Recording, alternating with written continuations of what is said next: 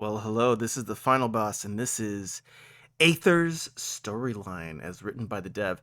So, what we're going to do today is I'm going to go through the developer's kind of narrative design doc, talk through some of my thoughts. I've already written a few. I think I did them on my phone, but I think they're showing up somewhere. Yep. But I'm going to kind of go through in more detail, make some suggestions here, and then I'm going to go through and play a little bit of the game, and then make some suggestions there as well, and to see, hey, how does what we're seeing here on paper translating into the actual game experience? This will be an interesting one. Feel free to join me, and I looking forward to get started. So the backstory: X, the deity of matter, controlled all the elements, making them work in harmony to put the universe to function. A little grammar stuff there to but that's fine. Y, deity of space and time, controlled Aether, making the universe flow in a timely flow. So I am kind of curious what Aether entails. Like, what is in this world. Like spirit power. What's the equivalent? Like the essence of life and death. What's our world's equivalent? And some of this is just to kind of know, even if you don't express it to the reader or the player, knowing it yourself as the writer can be really, really critical in terms of when you want to express your themes. Knowing what tools you're working with in your world can really, and like defining them on paper, even if nobody but yourself reads them, is really, really beneficial. It'll just let you actually more clearly express when you get down to business. The problem began when X fell in love with Immortal. After a couple of decades, she grew ill and started to die. So I'm curious to see how this will appear in the game, right? So this is very general backstory, and there's a number of ways you can do it, right? Like the images you have here, um, are very lore building esque, right? Where you have these kind of iconic images, and like the Earth was formed and these types of things. Um, but I think the things that are interesting, and I've read this already, so I know that, hey, eventually X meets his demise by doing all these bad things to make his mortal kind of love interest survive. The thing to think about there is, is there a cinematic way, right? So this is a lore building way, right, where you start with like the big zoomed out world, and it's kind of zoomed out. But I wonder if there is a cinematic way, and that's usually like a scene with drama, right, where you cut into something in the flow, where, let's say, one kind of immortal being has his sword through the guts of the other immortal being, and says, I told you mortals were off limits, or whatever that is, or like never to fall in love with immortal. And that gives us the context that, oh, hey, this immortal must have fallen in love with the mortal, but it also gives you a sense of consequence and a sense of present drama. Like that moment that the other god is taking him out might be a more dramatic way to bring forward the storyline. So develop the personality each day further. I think that's always a good idea. X taking a bit from the Greek myth and have him like Zeus, a player. He's immature, does what he wants, fools around the universe and everything. Crosses paths with this mortal. Everything changes. She's not impressed by his abilities. She views something else within him, and he's not defined by his powers. I do wonder what this is, right? Like, is this, because essentially, if you're comparing this character to Zeus, Zeus is kind of not the most upstanding character, to say the least, right? And so the question to ask there is, what's the humanizing thing that this mortal recognizes? What engages them, right? And so when you just say, hey, we're comparing this person to Zeus, it's going to be tough. But maybe it's his loneliness, right? Like, I think that is, when you kind of have a world with these isolated deities, that's always a very interesting concept, where it's like, hey, if those deities are kind of just on their own, what is that experience for those personalities like? That's a really interesting thing to play with. And so, but again, it's kind of up to you, and depending on, where you want to take the story, happy to kind of talk through things in more details and some of the options that are out there, but I would, you know, investigate and sort of say, hey, what does this look like? All right, so what is quality of X that the immortal woman,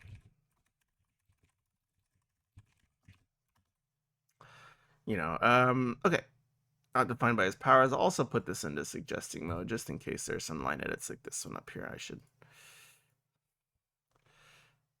making them work in harmony to form.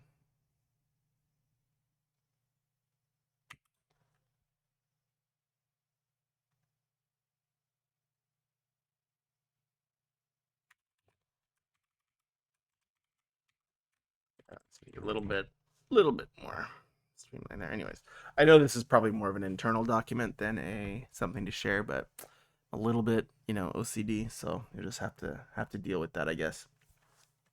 Me being intense. Well, I should also, while I'm here, I should let the dev know that I am taking a look at his project. That would be smart, wouldn't it? Twitch TV / final boss editing.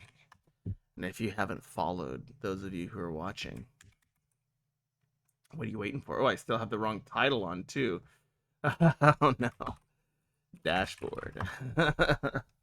Well, I guess that's on me, huh?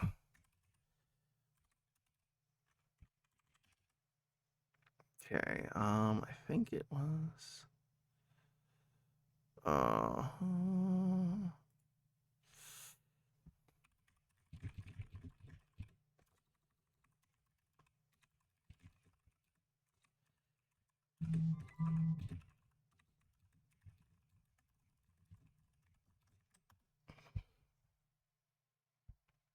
all right. Let us see here. And I should change the Twitch title to Aether. Look at me. You know, I have my life together. I promise. I promise. Aether. I think it's that.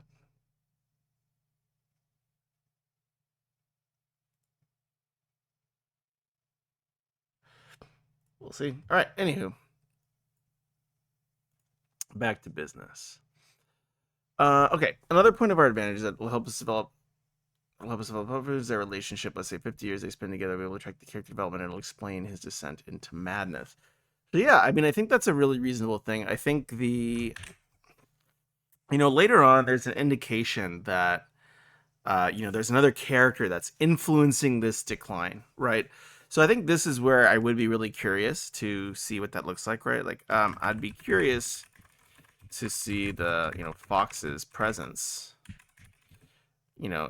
during the relationship. And,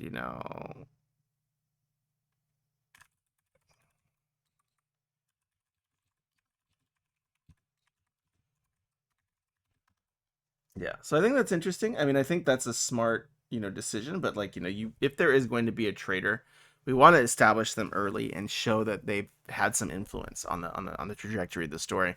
X could accept the mortal's fate and recommend to why reverse her aging. And so I guess this is what Aether does in some ways.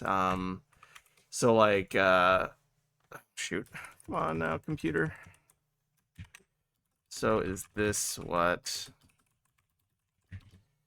impact time and aging and life? Why couldn't, this be done? Since, fire, earth, water, air, compose, the, person's. I mean, that could be interesting too, right? And saying, hey, look, does this character's connections to the elements, have they attempted to give, their significant other, how much of that up? Have they attempted to give their significant others this, like, key to immortality, and then did it not work? Like, saying, oh, hey, I can, reduce the water and air in your skin and make it young again, but is that person's soul aging in a way? And so that kind of comes down to probably one of my big points I'm going to have for this is to really sit down and think about what you want to express with this story thematically. And that will dictate a lot of the downstream decisions you make, because actually I think this document outlines a solid structure, but a lot of it is the details are kind of, the details are really where a story comes to life, and those details are going to really depend on your goals as a writer. And as a storyteller, even though I know you're working on a game design and stuff like that as well, bringing in a narrative element, that is something to consider and to kind of hold in your mind of like, hey, what's the emotion I want to convey? What's the theme I want to convey? And then a lot of those detail level story decisions come into focus because you have that goal locked in and resolved.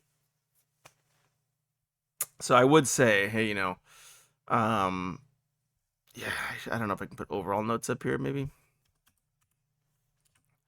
Oops. Understand your thematic and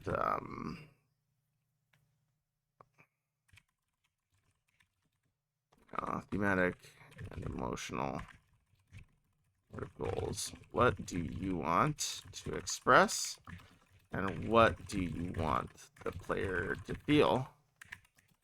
This will dictate a lot of the downstream.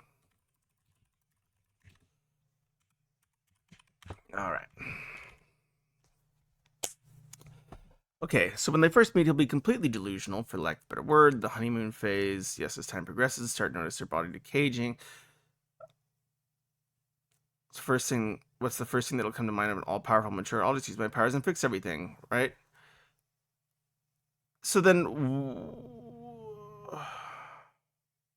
so it sounds like he also. So it sounds here like X has the power to heal her. Why does he then go to Y? Is it only after she dies? So I think some of these things, these are kind of like nitpicky things, but in the lore, making sure the reality of the world you're building is unassailable. Like, it's really, really robust. It's hard to refute. I think that can help an enormous amount, both in terms of saying, hey, what gameplay things should I adjust to make sure that I'm holding true to that reality, but then also in terms of making sure the story world is being kind of like held sacrosanct, and like really saying, okay, this is where the source of truth is going to be for the reader or the player. After she calms down, she'll start explaining. So then she gets really mad. Mortals not meant to live forever. It's a wise thing.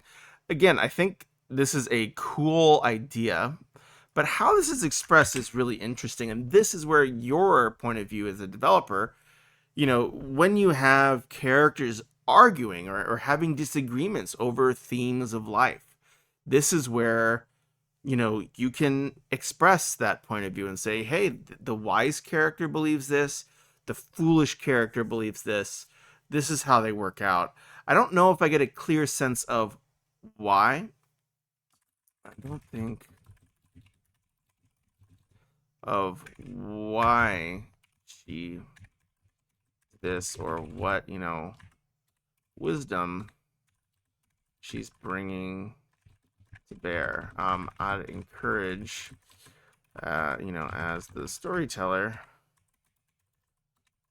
to know her reasoning really well, since this will play a big part.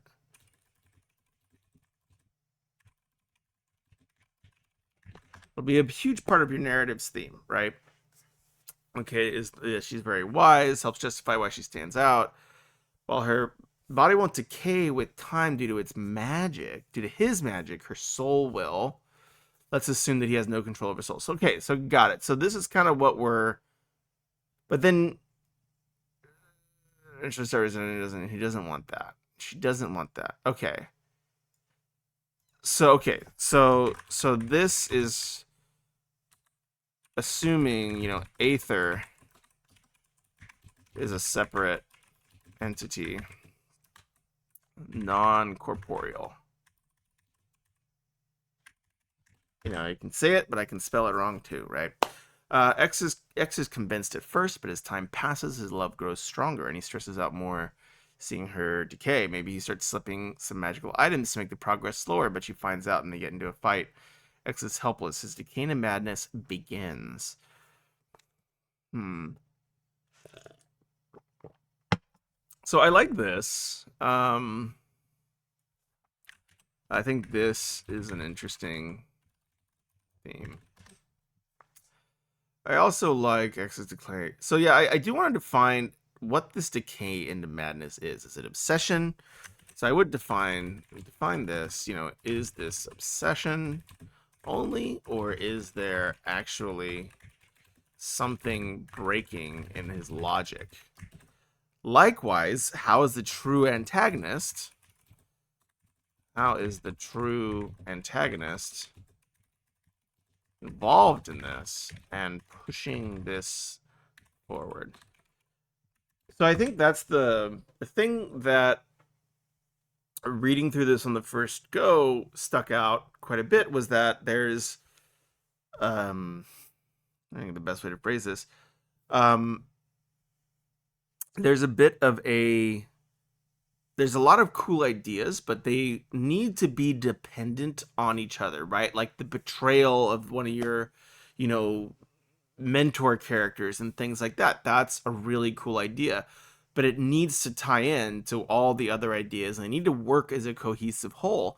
And so I think that's one of the things that I would encourage, as you go through this, and I'll put it in the overall notes in just a second. But, it is to say, hey, how do we, the old writing adage is how do we turn ands into therefores? So instead of like, oh, this thing happened and this thing happened, but are they contingent? If one didn't happen, would the other one still happen? Making sure events are structurally related in some way. All right. Twitch is giving me notifications. I don't understand. So,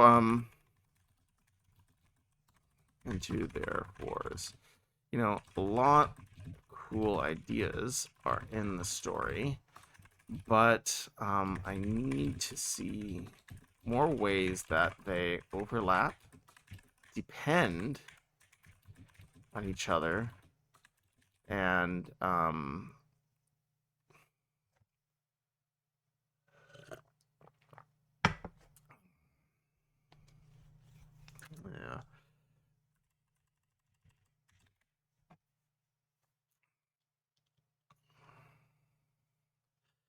and sequentially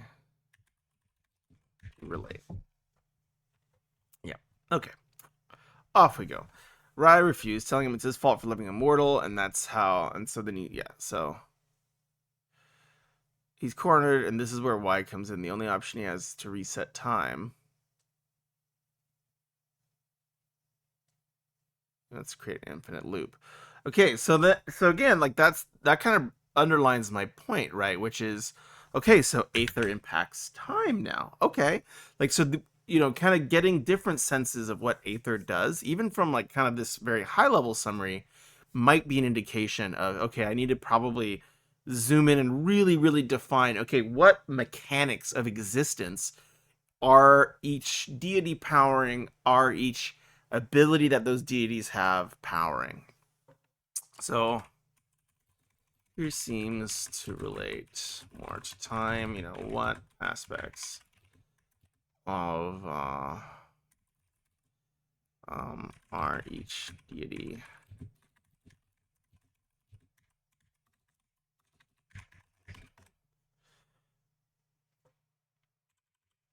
we need to time X's request from Y. X visits to Y after several attempts. For example, he starts trying a couple of things, doing some research on the maybe dark magic, prompted by Zephyr. Okay, so that's where we see it come in. Okay, so I'm glad that we're getting this overlap. I would say this should come in earlier. Like, if this person is really the mastermind, It's good to have Zephyr influence here and add encourage seeding it earlier as well. That he reject right away.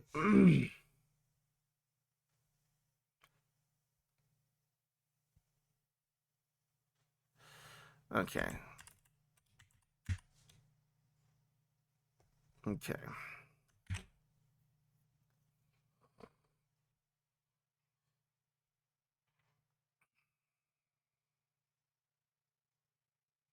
It's a tipping point into darkness or madness. Yeah, I think this is a good thinking here. Having the character initially reject the, dark magic, but, upon, other possibilities disappearing, it worsens. Telling him it could help, he can go take Wise Relic and use it to refresh the mortal age. Why caught him in a feud started using huge turmoil in the universe. So what is, so I guess, like, when it comes to huge turmoil, how does this impact? Like, I know we get later how, like, the shattering impacts the mortals, but, like, how does, what does what does turmoil mean in this universe? Is this, stuff, this is before things have split, so, what is, the experience of this turmoil for the gods, if there's a pantheon. I mean, apparently there is a pantheon because, Zephyr is another god who is, obviously has ill intentions, but seems to kind of be a demigod in their own right. So yeah, I would try to just define what that turmoil looks like for, like, the pantheon, what that turmoil looks like for, like, the the average Joes in the world, and continue to evolve from there. Once Y denies him his request, X will start exploring dark magic. He'll do research, practice it hastily, seeing he has no time. But why? I mean, I feel like he's an immortal, and you know, he's planning on resetting the timeline. Doesn't this mean he has infinite? Yeah, I would just define, okay, why is there such a block there? Um, why is he rushing where it's like, okay, you're an immortal and you're looking, at least the last time I referenced his plan, it was to kind of reset time and do an infinite loop so that he could, at least in that loop, have a continued relationship. So again, I would, zoom in, try to really define that, and hopefully that'll help clarify. He attempted a couple of spells and fails, but Soul's mind is already contaminated, and this is why he'll resort to fighting with Y. Okay.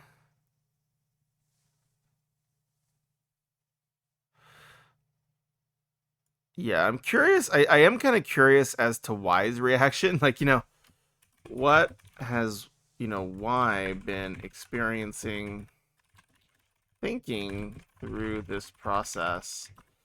Does he try to reason with X?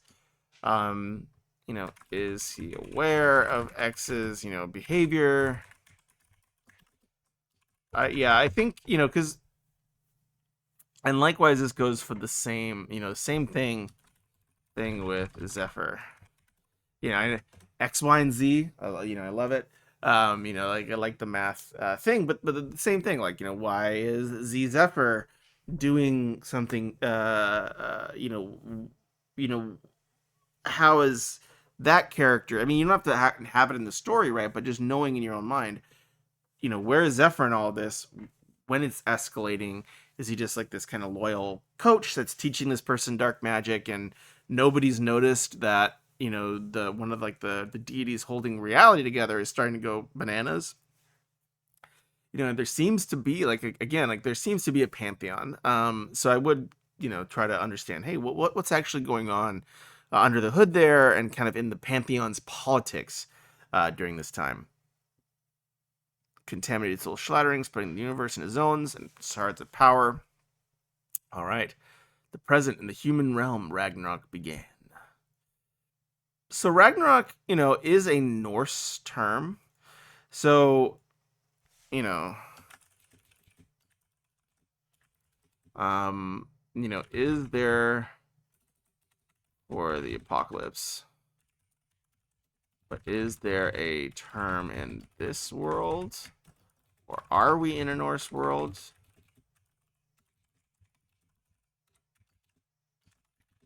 Yeah, I'm just saying, hey, like that kind of the end times, there are different titles for it, right? Like Ragnarok is kind of the Norse title for it. The apocalypse is kind of the Judeo-Christian term for the end times, right? And so thinking through, hey, what does this culture have its own thing? Does it have like the setting, like the sun, whatever, some sort of term within this world to define it themselves, or are they related to like a culture with its own approach to these things? A couple of questions that'll help better paint the picture. What kind of world was the human realm? Mm-hmm. Yeah, this is one of my notes that I didn't put in, but I should go ahead and do that here. Itanshi, welcome. You're gonna get a double feature today. Get excited.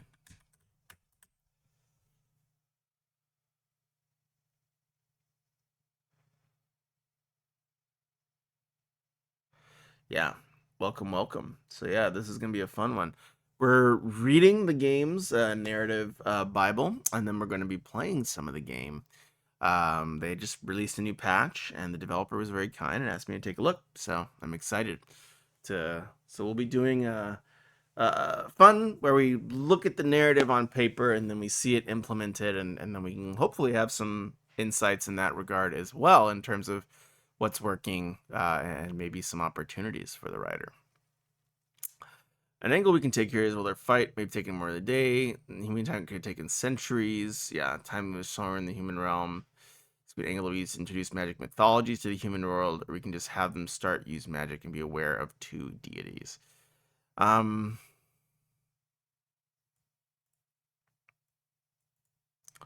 Yeah. This could be an angle we use to introduce magic mythologies to the human world. Yeah, I think again this comes down to goals. Like, so these decisions all come down to your writing themes and goals. Like what, writing down the message and emotion you want to share with players will help isolate the best choice out of these. And I know that sounds weird, but and it is like there are other ways, to approach this, right? Like mini writers, it's very similar to product development where there's top down approach and bottom up approach, right? Where top down approach is saying, and this is kind of what I'm prescribing, but obviously maybe something different works for you, but saying, okay, what are my goals? How does that break down into the details as I get going forward? Some writers, like especially discovery writers, will just write through the story. They'll get a draft out. And then, I think Stephen King is very well known for writing in this way. He'll write out the whole draft, the whole novel, and then he'll go back and read through it and say, what was I trying to say? What did I really want to express? And that gives a little bit of a different, angle, and then he'll go and use that perspective that he got from, writing it all out, getting to the abstract. Then, he'll kind of filter back down and say, okay, how do I make that resonant and echoing, and sort of discovering what I wanted to say by writing it. Given the way this is structured and formatted and the game's state, I would still probably encourage doing, taking a look at seeing if, hey, can I get that high level perspective? And that will help answer a lot of these questions that seem to be arising at the detailed level. Fight between Y and X had an impact on the human realm. Okay, dark energy spawning. The world was chaotic. Volcanoes erupted. Rain did not stop. Clouds did not stop snowing. So yes, the elements in chaos. And then time and space started to shatter, divided the words into zones, isolating them from other pockets of the universe. So, I mean, I really do think, this is a complicated thing to express over a narrative. Seeing this in a cutscene, I know you're going to hate, seeing this in a cutscene or a, little series of images probably would help the most, right? And so the example here would be like, how do I, whether it's like a chat GPT image or something, I don't know, you can't do that on Steam, but saying, how do I make that uh like this shattering visible? Or even in a level, like, I noticed in the version I played earlier, there are times when narrative is happening in a level, right? And then you could have that thing where, like, oh, like it says go to that, go to the next phase, and there's a big crack in the ground, and then he's like, oh, what do you do? Oh, the area split, and then now there's the portals. Use one of these dimensional portals to get to the next area, and then it does that. We'll see. Obviously that's kind of a weird implementation, but again, it depends on what you're able, as with engineering bandwidth and time, able to achieve. They all knew that Y was an evil deity that destroyed the universe by killing X and isolating them into pockets. He started to control the elements. Finding the fox spirit guiding in the world, he tells you what you need to do and resurrects you if you die. Yeah, so I think this, I didn't realize that this was Zephyr. On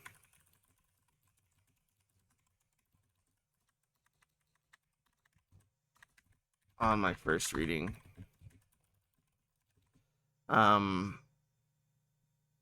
Yeah.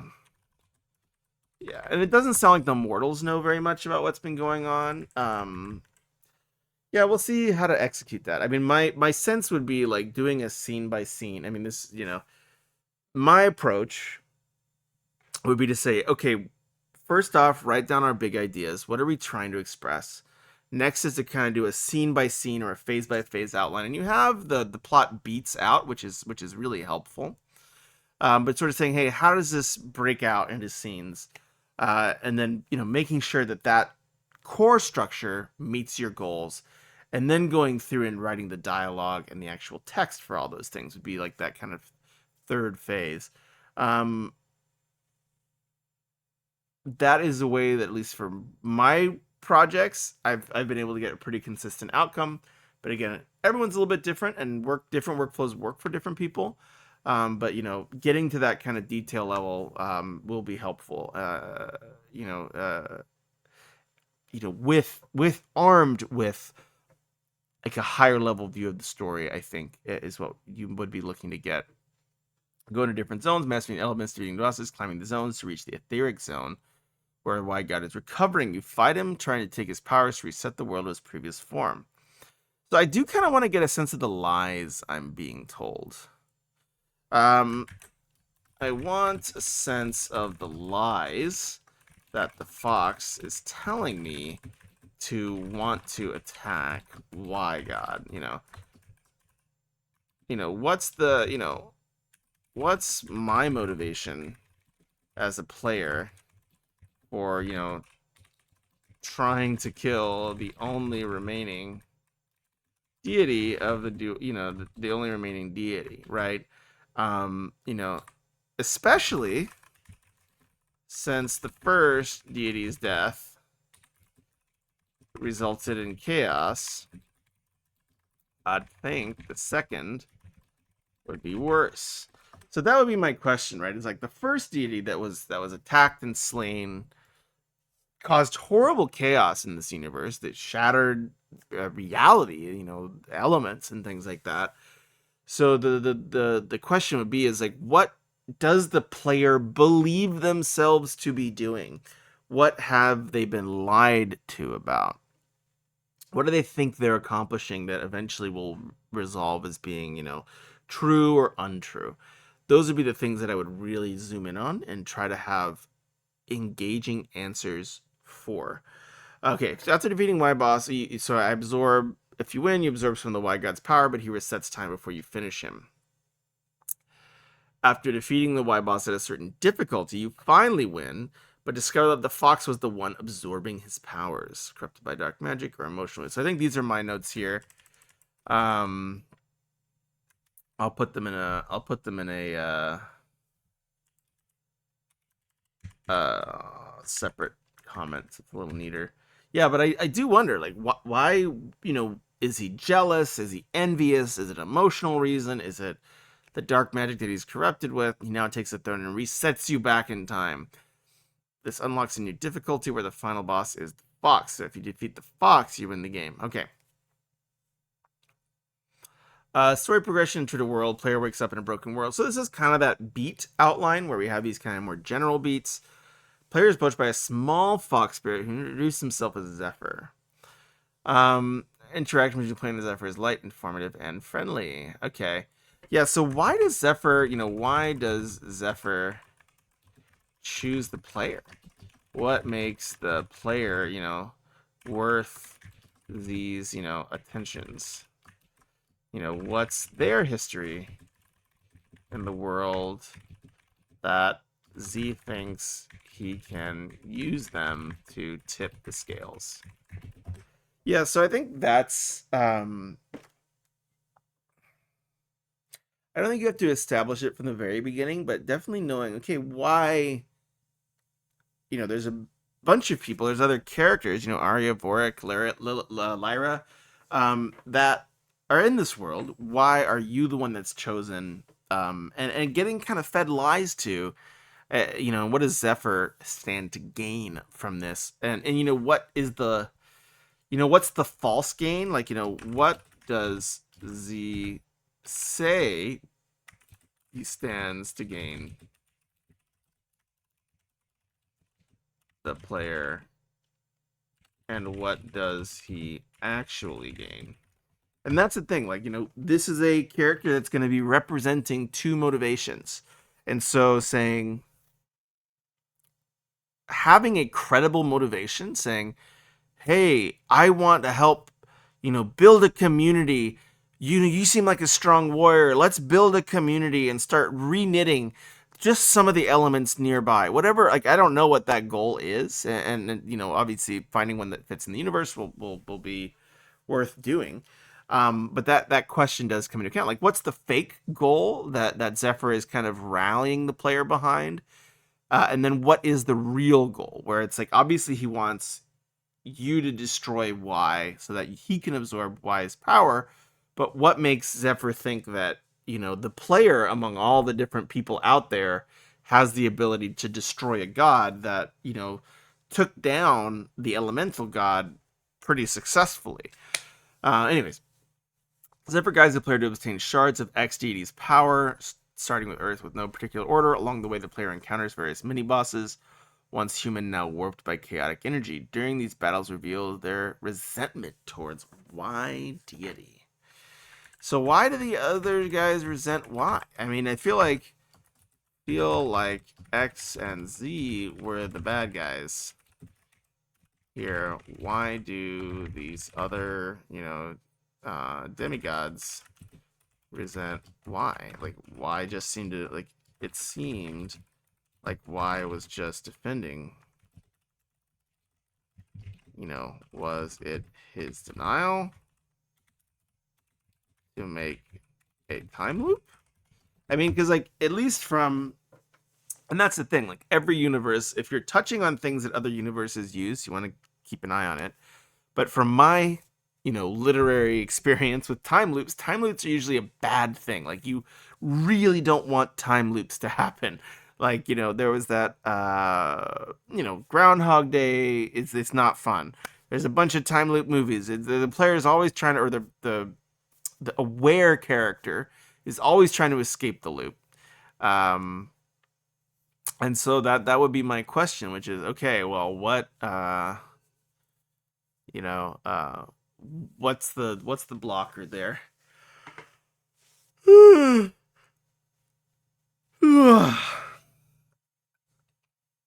Sorry, I'm old. It's 10:30, Maybe we'll see. I'm gonna try to play the game for a good bit, but we'll see how long I survive. I'll go a little faster. Between each zone, the player encounters survivors. These include Arya, a wise old woman leaving the forest zone, who provides potions, Boric, weapon upgrades, Lyra, mistrustful but kind. Each character has different perspectives on the gods. They blame Y for the chaos, but share stories of X benevolence. But that seems to be opposite. Like, has there been like a smear campaign? Like, this really feels opposite to what I heard in the main lore. Has Z done a smear campaign on X on Y, to make people hate him? Why has sentiment shifted in an unexpected? I mean, that's the thing. Why do all these characters hate Y when, from my reading of the facts at least, I would say, it seems like Y was kind of the reasonable person. It was like, no, like, let's not do a time loop. X, you need to chill out and just stop, falling in love with mortals. And, but it is what it is, right? And give us access to control them as well as dialogue events. Okay. Conflict between the players collected all four shards. Zephyr revealed the truth about the conflict between Epps and I. This is meant to assure the player of the justice. So again, I would say, like, what's the rationale? What's the rationale, right? Um, ensure the logic of Z's lie is ironclad. From both, his perspective as your ally and your enemy. So that's the tricky thing when you have double agent characters, is from both of their revealed motive and their hidden motive, their actions and their stories need to make sense. So making sure that that's happening, that obviously he's saying, hey, his hidden motive is getting fulfilled. He wants Y to die so that he can steal the power. So what's the fake motive, right? Like, what is the one that the player is like, oh, Y is preventing us from reforging X and making the world like it used to be with trees and plants, whatever that is. What is that narrative that we're receiving? So climbing the etheric zone, they each defeat and resurrection can bring different elements from Zephyr, range from motivational and toxic criticism. After a grilling battle, Y is defeated but not killed. However, the player can make a final move. Here the fox reveals he is the figure from the darkness who tricked X, planning to overthrow X and Y all along. Zephyr's betrayal. Now with Y's power, it resets the player back in time. Yeah, so I mean, the question I have here is, like, what's preventing him? And there should be a plot reason. Like, what's preventing Z from destroying player here? And it doesn't have to be like perfect, but I would really think about, you want to have some plot reason at least, that, okay, I have to reset timer. The player's gotten too powerful. I can't strike him down, or, whatever that may be. Returning to those fighters, they express their shock, and they offer to aid for the final battle. Strengthening the player, delivering more information. The final battle. In the final showdown, the player fights Zephyr with full knowledge of his betrayal mind games from Zephyr during the fight. Okay, if I did. Yeah, what does this look like in terms of mechanics? That's something I talked a little bit about when I did my initial read-through. Upon victory, the player uses Y's power to reverse the damage to the universe and resurrect both deities. So, yeah, so this was my question when I was reading it. I was like, okay, well, if the player who's been the one responsible person in the story has been the player, X and Y didn't do a great job, right? X was kind of a knucklehead and ended up, doing dark magic to get, his you know, his romance, his love interest back. But hearing sounds from indoors, disconcerting sounds. Anyways, um, but yeah, what makes the player, or the at least the character that the player is inhabiting, think that this is not going to just repeat itself again? Like, are we just entering into a really big time loop where, the whole world devolves at the end of it, and then we have to reset all the way back towards, before X met Immortal, or whatever that may be? And why do we think X is no longer under the darkness's influence, when the last thing that kind of had happened to him was being, enthralled by the darkness? Yes, and so, the dialogues about theme, mortality, love, and power. I love that that's where you want to go. I would define, what do you want to say about these things, because again, a lot of the details of the story will be vastly different. Whether whether your theme is more along the lines of, hey, no matter what, no matter how much power and responsibility someone has, love is still more important, versus love should be subjugated and turned away if someone has that much power and responsibility, like X did, right? Depending on where you fall as the writer on that side of the argument, that will define a huge amount of the story, and I would definitely encourage sharply understanding your perspective on that as much as possible. Yep, these are the characters we know. And then, in terms of the player, I would really give them a backstory, and this is kind of like that point I made earlier about this. The player's backstory is really, really critical. What makes them special? Why do I want to possess them? Why does the fox want to manipulate me? Why does the fox believe that this player can even have a chance at defeating a deity that, struck down another deity, its own equal? So those would be the things I'd think about going in. I'm excited to try this out. I'm excited to try this again. This was made in Godot, which is awesome. Because in my projects, there's sounds, but it's not playing.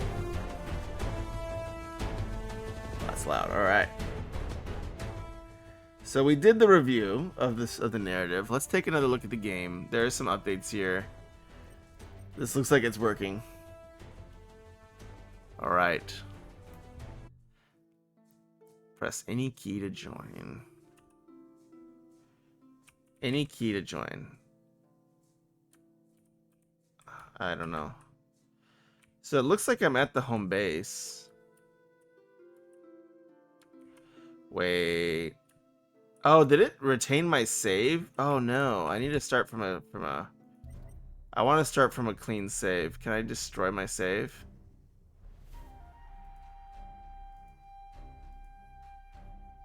I do want to VSync on though.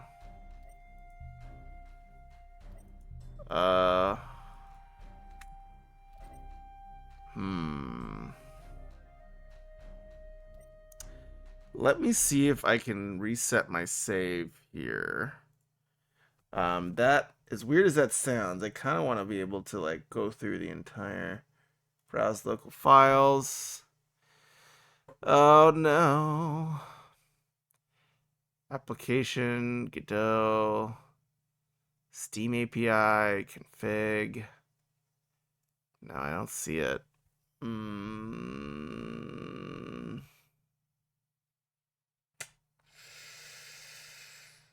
no.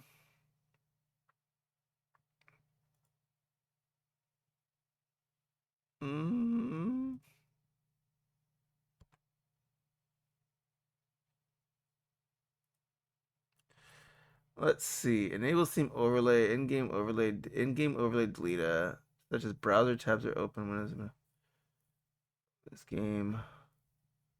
I don't know. Updates, installed files.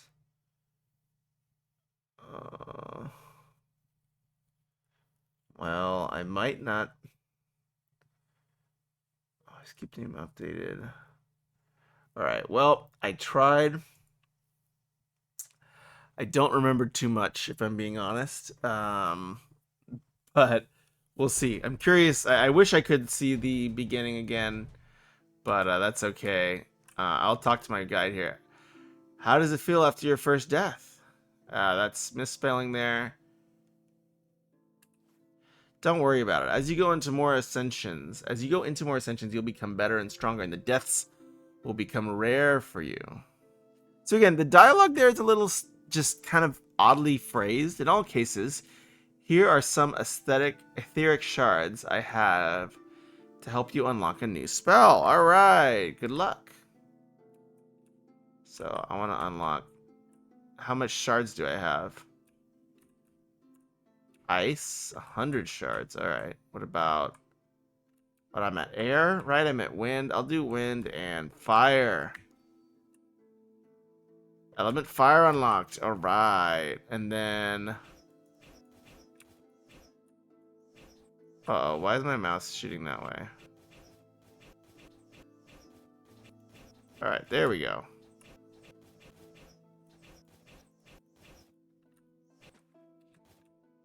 Oh, whoa, there's a little shadow portal over here. Where is this going to take me? Over to the other side. That's nice. I kind of wonder, I mean, like, with an overworld like this, I would definitely say, like, you should consider having some secrets, you know? Like, if I go behind this tree and press S, maybe I get, like, 10 shards.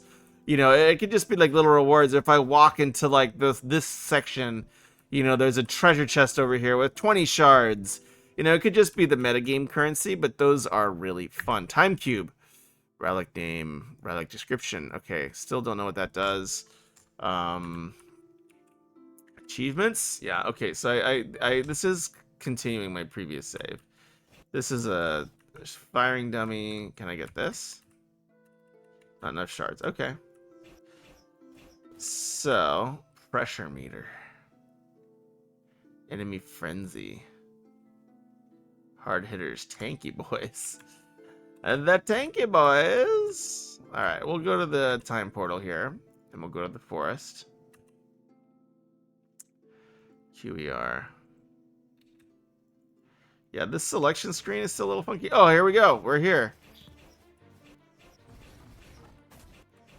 Alright, that feels... I mean, I do remember the combat not feeling quite as good. My little arrow is not in line. So, like, my mouse is over on this side, and my character is shooting in another direction. I don't know if that's just, like, my computer being... Like, look where my mouse is. Yeah. Alright, I gotta reset this, I think, maybe. No?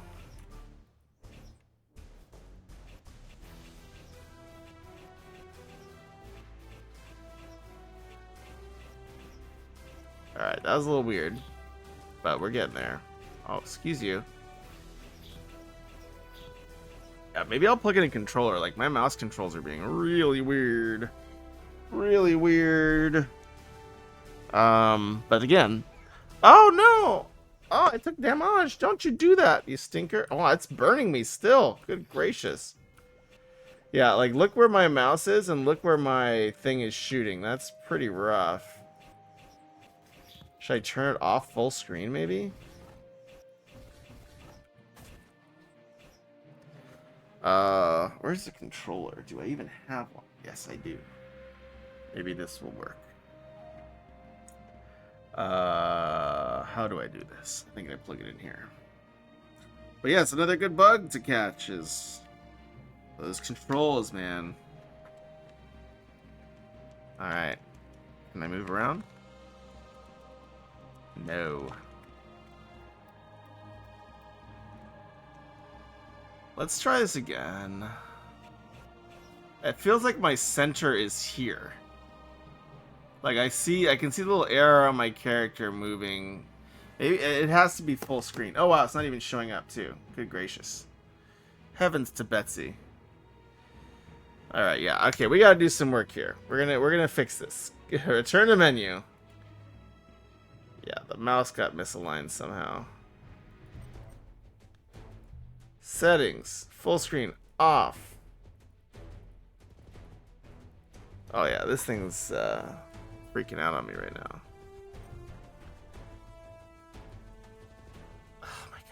Come on, buddy. Alright, we're just gonna quit. We're gonna try this again. Sorry about that. I was trying to demo what was going on with the mouse, but it was fighting me. It's gonna show up now. Alright, come on now. Alright. This seems a little better. So I'm gonna play. It seems like it's showing up now, which is really good. And it was. Okay, so the mouse was misaligned. Like, so like the character was kind of over here in that last one, but we're getting there. It looks like it saved even my fire choice. So back through the time portal we go. So much better. Oh my gosh, that was rough.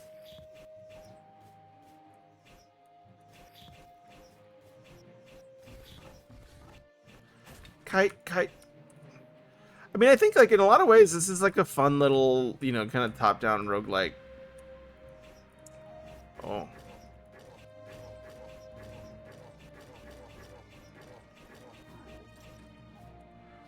Alright, chest. Oh, excuse you. Crit chance, eyes of vulnerability, crit damage, crit chance, damage. Alright, look at the dagger. I do wish, I don't remember how to get my skills. I think I have to like press a weird button to level up. I remember it wasn't super...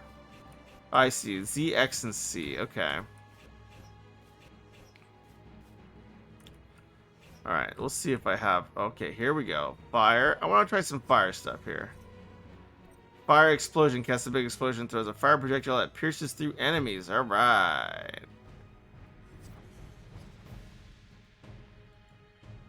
Z. X. Alright, so that's kind of like changing my lineup, I guess.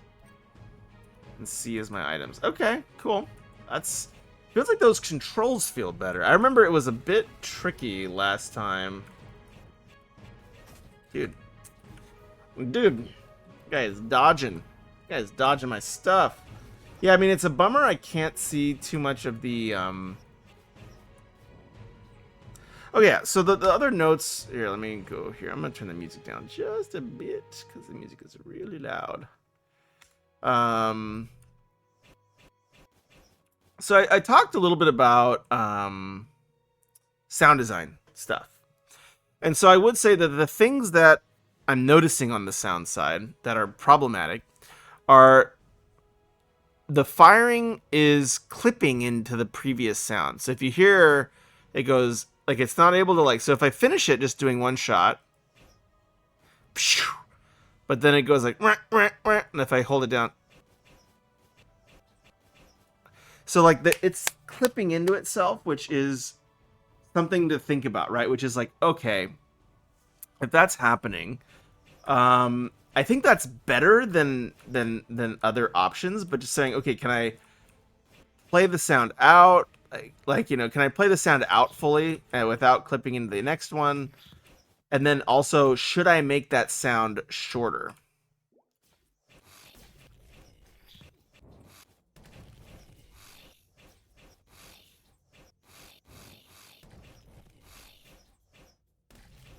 And also having small variants to sound. So every time I hit one of these fire guys, they kind of make a, you know, a pretty standard croaking sound, right? They go rar rar. Crit chance, cooldown speed. I'm gonna go big. Yeah. I don't know what +8 means. I'm gonna do that, dude. I was picking stuff. I do wish when those like selection screens are up, there maybe could be a pause. I also am seeing like a risk of rain type meter up here where it seems to be like counting down towards becoming harder, which is a little concerning.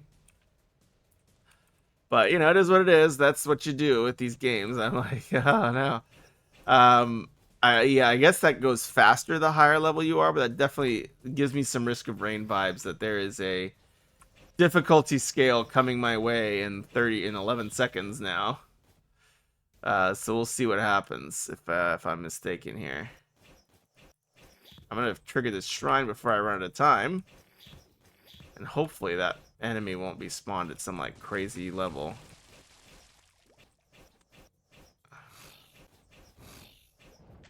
Probably should have like leveled up before that, but whatever. So like those enemies. So again, when it comes to sound, there's a few things to think about, which is one, when I'm playing the sound, I'm not clipping it out. I'm not, and I also have the right length, right? So if like your sound is constantly clipping, your sound is probably just too long for the project, right? Like it's like, oh, I probably need to find a better, shorter, faster sound. I like that. Oh yeah, dude. These are like starkly better than those shoes, in my point of view. I could be wrong, but boy oh boy. Oh, I see Z's flashing now. I like that. Let's try to do a mix build. See what happens. When Shuriken.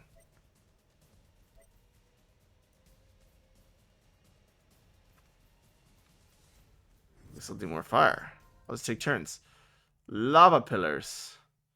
Fire explosion. We'll do this one. Sure. I have more. Alright, not quite enough.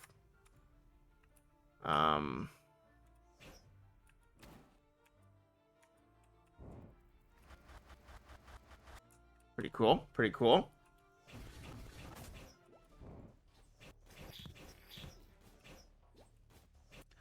But yeah, so like having a few very, very minor variations in sound also can go a long way. I don't know if that was mine. Oh, I think that was mine. Whoops. Whoa! That's boss. Yeah, this definitely has Risk of Rain vibes. Where'd the boss go? I thought I just triggered it. Oh, there he is. I was like, I'm pretty sure I like triggered a boss right now. Oh my goodness. He's way over there. I don't know if I can I swim? I forget if I could swim or not. Hey, big boy. You are a hefty child, sir.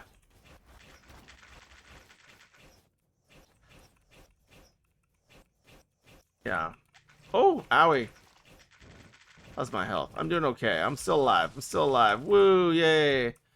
Shackles. Cooldown speed. Less crit chance on hit. 20% chance to apply root. What? That's really busted. Stack duration 2 seconds. Yeah, that's pretty legit. I feel like that's pretty broken. Lava pillars when Shuriken when burst. Okay, and that's R.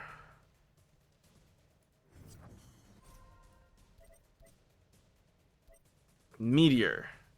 Okay, so now I'm kind of curious to see what happens when I get conflicting ones. I see. So it just kind of goes to my queue here. Interesting.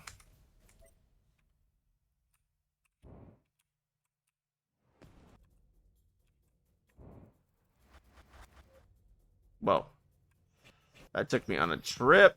But yeah, I mean, I think a lot of the flow of the game, it's going to be kind of tough in this setting to kind of give a good, like, narrative view. But in terms of the sounds, the things that I would do is I would have a few different variations, right? Like, I'll give you an example in just a second here. I'm a little nervous about alt-tabbing because that's what killed it last time. I'll do area one, sure.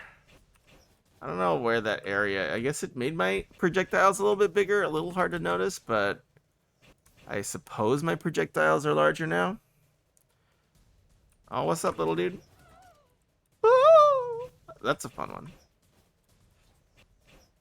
But I mean, I'm sure you've gone to free sound and you've seen these types of things. Can I pause here? Okay, cool. Let me see if I can go to free sound here. So this is my free sound. Let me go to back to the words or docs edit. All right, this is, yeah, I love my free sound. But here, I'm going to turn the volume up here. But like, an example of kind of what I'm describing is UI transition. Is having a few very minor variations of a few sounds. So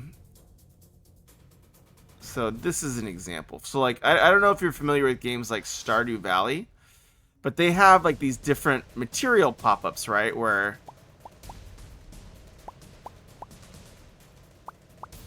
and see, those are like pitched a little bit different. They sound a little bit, I don't know if you can even hear it that well. Let me pause the music here. Settings. Oh no, it's gonna hate me now. Oh no. The mouse controls, if you alt-tab it, it does not like that. Oh well. Well, I'll just demo this and call it good, I think, after this.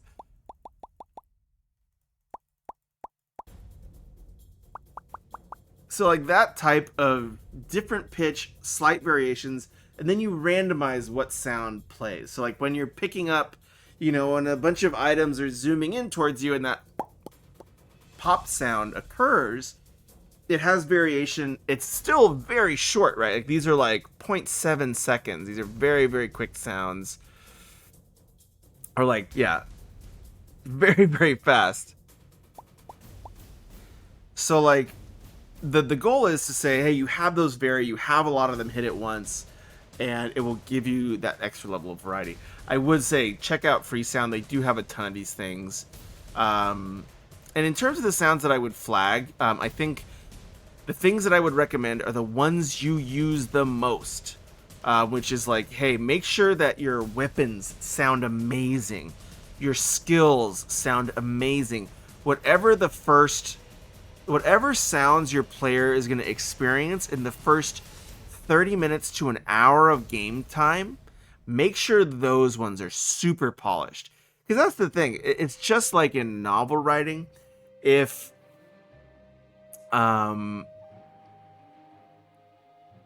your player, if you don't connect with the player in the first minute, in the first 20 minutes, in the first 30 minutes of your game, all that work you put into the second half, you know, they're not going to ever see it because they won't be engaging. And so making sure that, hey, the sounds of attacks, of movements, of my dash, like those just sound really juicy and really good and have variety and have maybe, you know, your footprint of this game is tiny, you know, like it's only like 200 megabytes for this whole game, which, you know, in modern games is very small. So you do have, I think, some room to, you know, put some MP3s, compress the sounds, sure, but, you know, having a little bit more of a footprint of your game to give that little bit of extra tooth and variety, and making sure that it's that really well-rounded experience. Also making sure your levels when you start the game are balanced, right? The music was coming in really loud, a little bit more difficult to hear anything else. And so trying it on a few different computers or devices can go a long way to solving that as well. But yeah, I hope this was helpful. I know I told the developer, hey, if you want to jump on a call, I'm happy to walk through some of this stuff in more detail, help kind of add context to anything I can. But yeah, I think great work again on the game. It seems like some of the clunkiness of the battle feels a little bit better. I like that there's objectives in the corner now. And so I think there is a lot of there's a lot of stuff heading in the right direction. It seems like it's a little, it really doesn't like me alt-tabbing. So I think that's going to be tricky because, like, you know, if I'm trying to return to the game here, no, it's not going to let me out. Oh, wait. Oh, it worked. All right, I can play a little bit more. Woof. But I love the objectives in the top. All right, here we go. I can go a little bit more. Yeah, but then also making sure your sound bites, like, it doesn't have to be perfect, but like making sure that those don't cut themselves off when the next sound starts playing. You know, maybe it like just plays the whole thing, but then having some variation, right? Like have like 2 or 3 versions of this like attack sound, and let them rotate a few times so that it just gives it a little bit of variety. It just doesn't feel like you're just hammering on one button. Oh my gosh, you just came right for my face. That was rude. Alright. Yeah, it looks like it's working. Wow. Yeah, so alt-tabbing with this... What are these little guys? Are these friends? They're very cute. I want to be friends. Alright, whatever. That, you know, just demands being interactable somehow. Just kidding. I mean, not really, but yeah. Consider it, you know?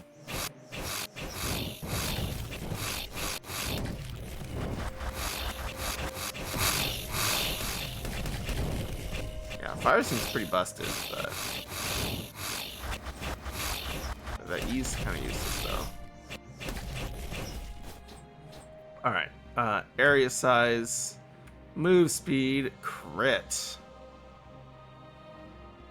15% crit feels good, but yeah, I'm gonna go with 50% crit. Oh, all right. I mean, I'm definitely getting Risk of Rain vibes where I'm on like level 4 monsters now, and like I kind of am level 5, I suppose now, so I probably should start hustling to the next zone. I do want to. Oh, it still goes when I pause. Oh, that's not nice. Yeah, it should pause. When I'm like in the menus, I feel like there should be. Lava pillars kind of stink. But Wind Shuriken's worse. So we're just gonna keep going. Alright, let's find this level shrine here. Oh, here it is. Boss shrine. To the desert we go.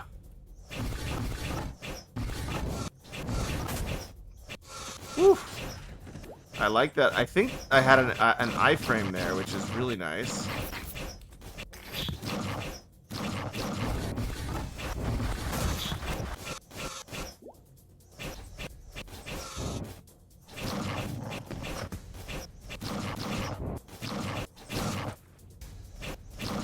Woo! Wow, I did not realize that guy would be shooting spikes at my face. But I mean, honestly, like the art and the animation for pixel style is really not. Oh my gosh, I thought I killed it. Does it just be? Well, I'm glad I. Whoa, that guy hurt. Oh my goodness.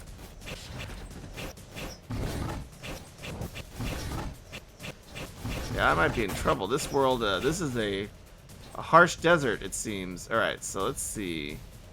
I'm gonna do wind, tornado. And then I think I'm gonna replace my.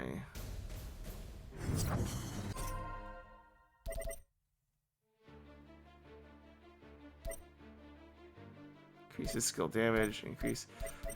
So these look exactly the same except for the capitalization, which is a little weird that those are different. I'm gonna go for the title caps one. I was busy. All right. Oh yeah, so this is fire explosion. I really like the fireball. So this is lifespan. We'll do lifespan. Is there any more I can do here? No. So I want to do tornado instead of lava pillars.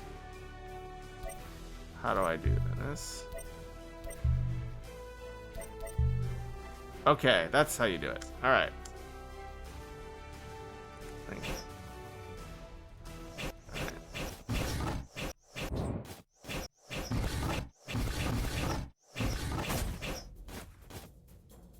Boss shrine, let's go. I'm not afraid.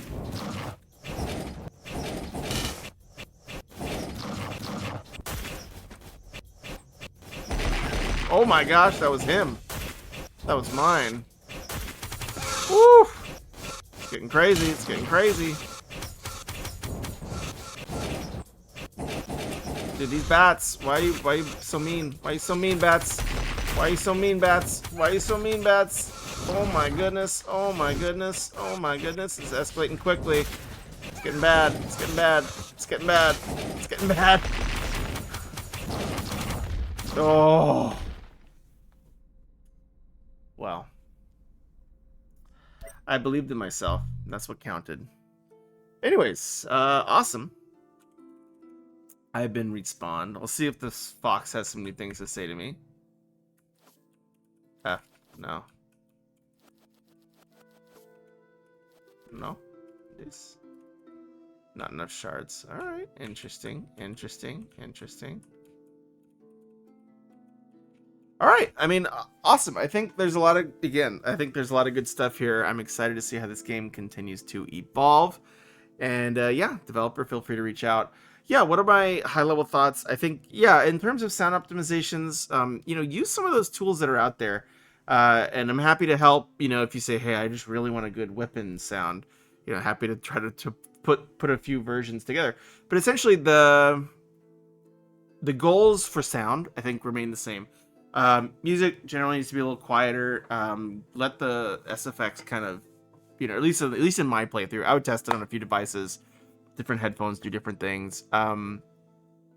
Make sure you're not clipping in to your previous sound. If you are, there's two things, right? Which is like, test and see what feels best. Sometimes clipping is the best option, but maybe letting each sound play out in slightly overlapping, it will sound better. But I would also just recommend getting a smaller sound bite for highly repetitive actions, and then getting a few versions of those sound bites so that there is a little bit of variance. And same with like enemy stuff, and really focusing on having a few versions of like sounds for each strike that are very similar. Like they don't have to be vastly different. You could be using the same thing to generate the sound, but that'll probably help a little bit. And then in terms of the story, yeah, I mean, I would really consider every time I come back, like I think one of the things that Hades does really well is when I come back, there is a little bit of content for me to play through when I'm back at base, right? Like there's in that roguelike structure, there is that continuing story. So even if it's something random, I would consider having the guide have some basic chatter, right? Where even if it's like you write 50, or you have ChatGPT write 50 little greetings, just having those greetings build rapport, and it'll say something new each time that the character visits and presses F. Yeah, so I think that is something to consider. Arena. Let's do the forest arena. Start wave. Oh. So I guess this is just arena survival. That's awesome. Oh my gosh. Oh my gosh. Oh my gosh. Oh my gosh. So that's cool that it kind of has that arena, true arena survival setup. I mean, I'm probably gonna get. Yeah, I would definitely. So I think these are different rarities. So I'm guessing this is like fast hand, slow gloves of damage. So 15 damage, 6 cast speed. Damage, cooldown speed on hit, chance to apply attack speed buff on self. I mean, this feels like this is better, but they seem to like I don't love that some of them, like even especially the good items, seem to have some negative trade-offs. That doesn't feel quite as nice. Alright, here's some dudes. We're gonna do this arena survival here. Oh my gosh. Oh my gosh. Look at that guy. He's making it rain clouds. Dude, my guy. Cut it out. I probably should have pressed D though, I'm realizing. Yeah, but like just like I mean, even listening to those enemies, like they're kind of, I mean, it's a fine sound. But even just doing slight variants on your own computer, like have one a little bit higher pitched, a little bit lower pitched, that can feel really good. We're gonna go fireball. Oh my gosh, that's it? Look at those little skeletons. All right, interesting. So this is a true arena survival. I kind of like that. Ooh. Agony bonus health regen on staggered. Oh my gosh, we're getting ages, baby. I'm never going down. Oh my goodness, there's a rat. Kill it. Kill the rat. Yeah, but like, I mean, but that, like, when you have I think it's a very, very, very smart move. Like what a lot of the roguelike games do is essentially that initial map that we start on is a menu, right? Like it's just a UI in walk around form. But the great part of that is that you can have like special levels hidden. Like what if there's a hidden survival mode, if you walk out into the ether somewhere, or even in survival mode, if you go over on one of the edges, like, have little secrets like that, because they're not super difficult to implement, but they, the player reward there is very high. And make sure that your player can discover one in the first 20 minutes, right? Like it all comes down to that first 20 minutes, having as many hooks as you can to get someone to come in and play again. Okay, base movement speed, damage redux, 12 damage, crit damage on kill. Seems pretty good. Let's Sniper cannon. I mean, dang, 18% damage though. Oof. I mean, this just seems like all upside. Yeah, I'm just gonna go sniper cannon, I guess. Call me crazy.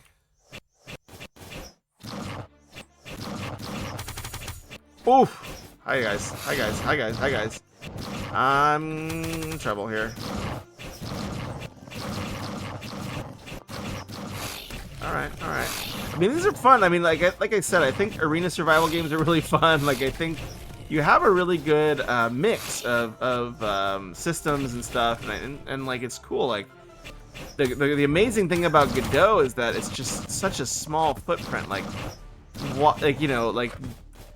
in Unity, a game like this would be like a gigabyte at least, and the fact that this is like 200 megs is pretty wild, just because of all the libraries that come in with Unity.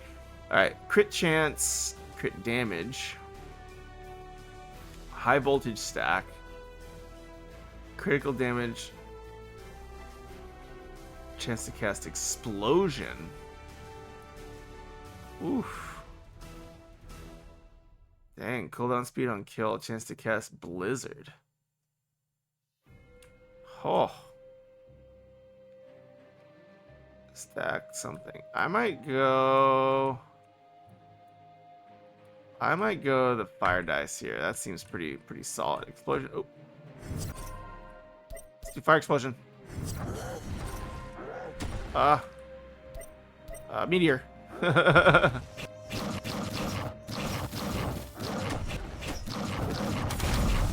Oh wow, that's nice.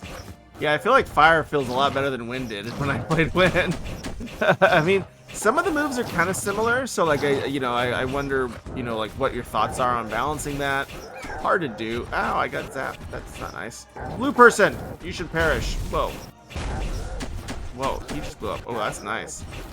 I like that crit explosion, baby. What? I dodged. Robbed. Robbed. Robbed. Whoa! Robbed. Robbed. Robbed. Robbed. Robbed. Robbed. Robbed. Robbed. Oh my goodness. Oh my goodness. Oh my goodness. Oh my goodness. Oh my goodness me.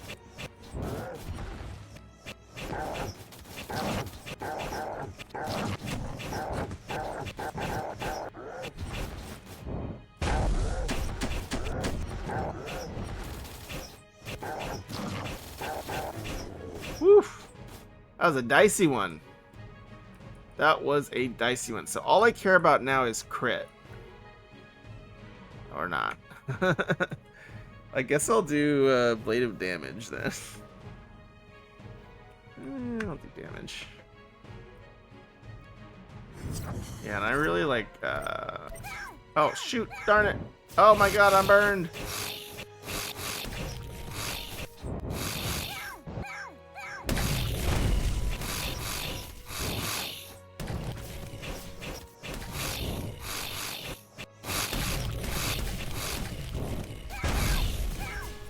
Oh my god, I just got wrecked. Man, these guys are tough. Oh no. Yeah, maybe my lack of skill is a good indicator of how difficult this game should be. And maybe, I mean, I'm sure you're probably laughing, what is this person even doing? But I do like to tell myself I'm not that bad at video games. We're gonna go as a vulnerability, I guess. We're just gonna go hard crit. I mean, that's not really that benefiting me that much. I really need to level up between. I wish that level up screen was a little more obvious between waves, because I keep forgetting. I kind of start the next wave because I'm all right, I'm gonna get my relic, and then I do forget that I need to be leveling. Yeah, I think I'm just gonna go full fire though. I mean, I'm probably gonna die in a minute here. Anyways, so.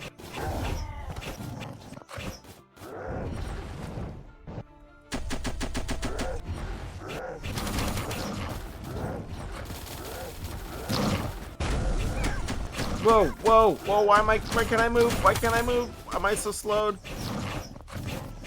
Oh my gosh, that was brutal. Damn, that ice guy is brutal. Freaking savage. Oh, there's two of them, no wonder. I was like, man, this is crazy. Ah! These Blizzard boys, man, they're mean.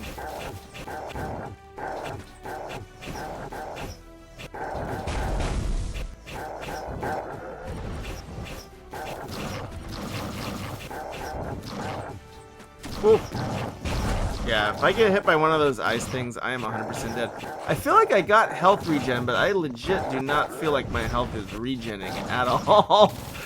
Maybe I'm like, did something wrong? I don't know. Whoa, oh my gosh. Oh my goodness. Oh my gracious me.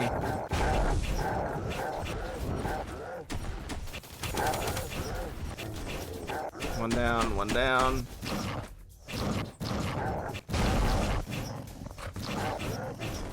Oh my gracious me. This better have crit. No, I don't want that. I want crit chance. There we go. That's what I want. Critical dagger. Oh shoot! I forgot to do this thing again. Gosh darn it. Oh my god. Oh, is that gonna kill me? Is that just gonna kill me? Oh my god, no. Like, maybe just have a pop-up that says, you're about to start the wave without your level ups. If you want to do that, it's a bad idea. Oh, I'm dead, dude. I'm not getting out of this one alive.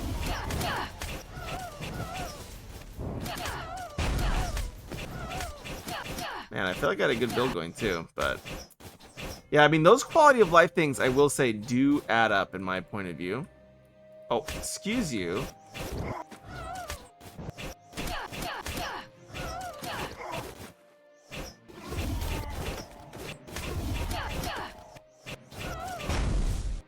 Okay, so I'm going to level up my stuff first. Lava pillars. Oh my god. Fireball is really good. And I want explosion. Meteor is really good. What does this do? Increase area. Yeah. No, damage. That's all I want. Damage, damage. Damage, damage, damage, damage, damage.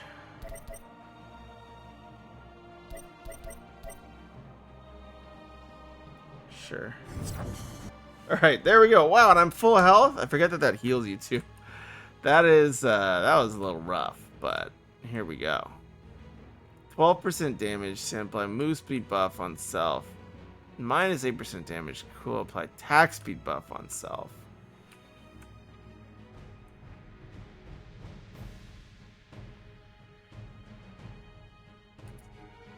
I'll go ahead and run. Where you at? Where you at, person? Fire friends.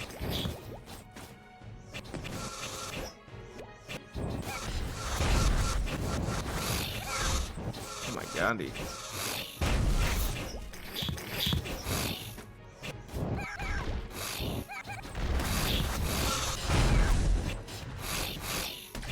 Get off. Oh my gosh, I'm almost dead. That took me down that hard. Oh wow. Wow. Man, that was a lot of burst damage I did not expect from like a bat. Like I feel like the bats felt low level, but somehow they absolutely wrecked my face. But luckily I can kind of think I'm gonna make it through this one. Yeah. Wow. That was brutal. Fire explosion. Cast a big explosion and increases skill area. Damage. Damage. Damage. Damage. Damage. Damage. Alright, interesting. Okay. Area size. Give me crit, man. Health regen. I feel like I had that one, and I have this one, don't I? If I press C, I have the Aegis.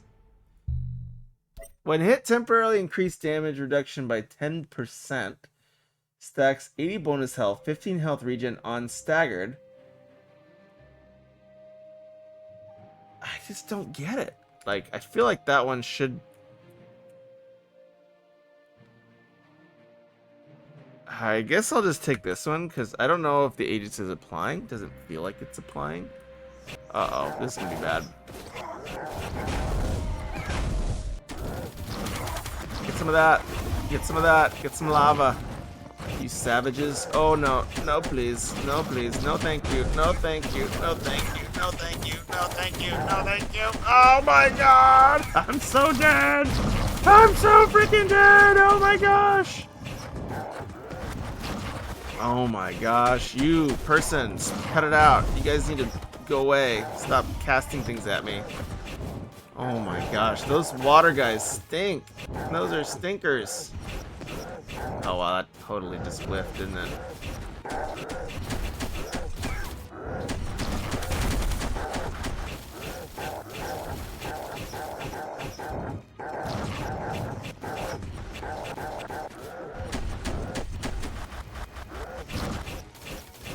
Whoosh. Yeah, those water guys are rough. Those water guys are rough, man. Woo. Oh.